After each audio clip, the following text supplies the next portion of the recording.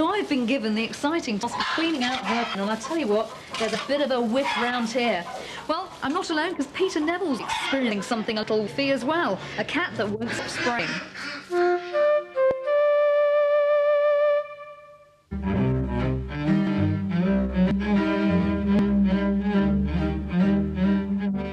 Jackie, this is Rosie, and she looks, well, sort of relaxed. And it's her brother Bowie that you share your house with. Yeah? That's right, yeah. Everybody happy?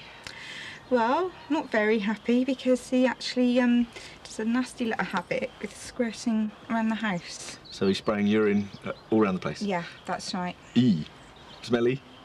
Not very nice, not very nice. pleasant. Yeah, a lot of cleaning up to do.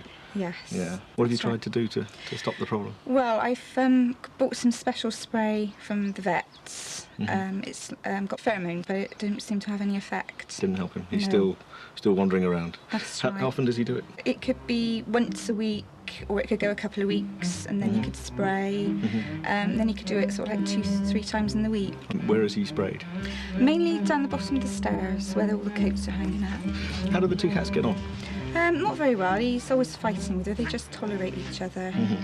The aim of our approach to the treatment will be to look at why cats spray in the first place, because they all spray outside. It's a normal behaviour. Oh, right. But of course most cats don't spray indoors because No. they're relaxed, and there's no need to feel under competition either from other cats or to feel anxious because of things in the environment.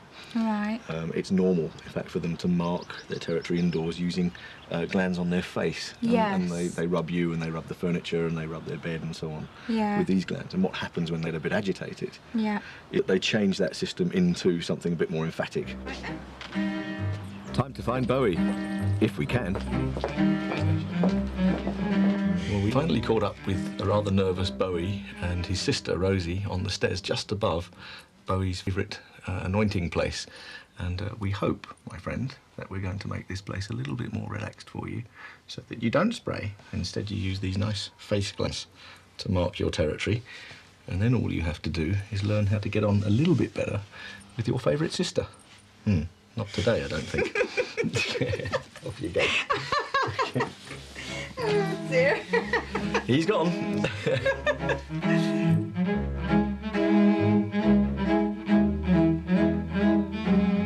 I suspect that all the scents from the outside that you and your family bring in with these coats are the thing that he's finding challenging in this particular area. So he's already a little bit sensitive. He's had this dust up with his sister. He's a little bit tense, but it's this constant invasion of new smells that cause him to spray at this particular point.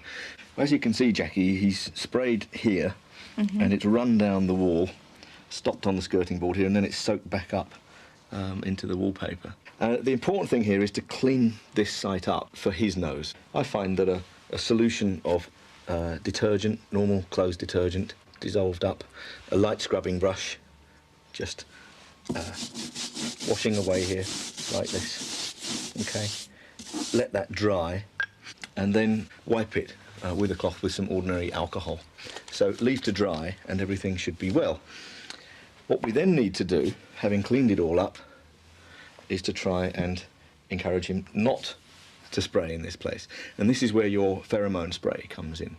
So this is a synthetic version of his own face glands, which is the type of marking that he would use when he's relaxed. And what we're hoping then is that he would come back here, smell face gland type smell, and overmark with his own face glands and not spray urine. Another way to do it is to put food here, because cats don't spray where they eat their food.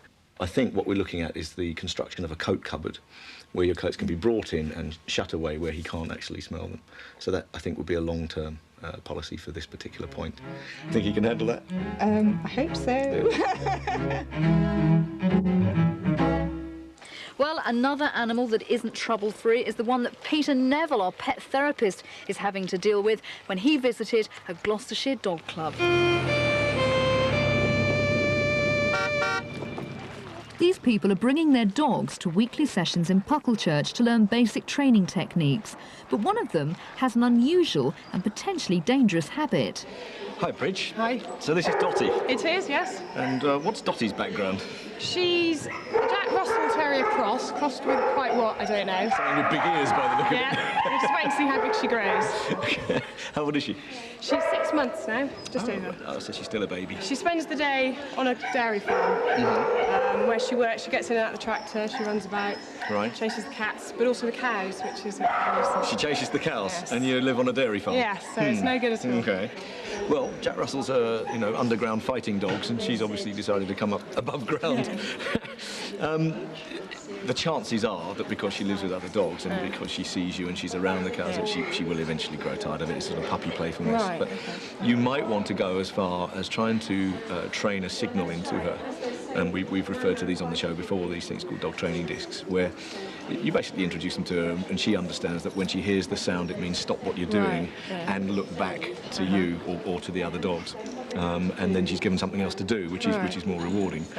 But if you persist, she should be able to be brought under control fairly quickly, and she'll just, you know, go off and chase things that she's designed to chase, like rats and mice and things like that, and forget cows. It's less dangerous than cows. It's less dangerous, and of course that's your problem. That if she does get too close or she gets caught in the middle of a herd, you know, one good cow hoof and she's finished, I'm afraid. So it's probably worth making the effort rather than leaving nature to take its course. If you have a problem for Peter Neville or would like a copy of the fact sheet that accompanies the series, write to People and Pets, HGV Community Unit, 13 Midland Road, Bristol, BS2 OJT. Or you can access our website.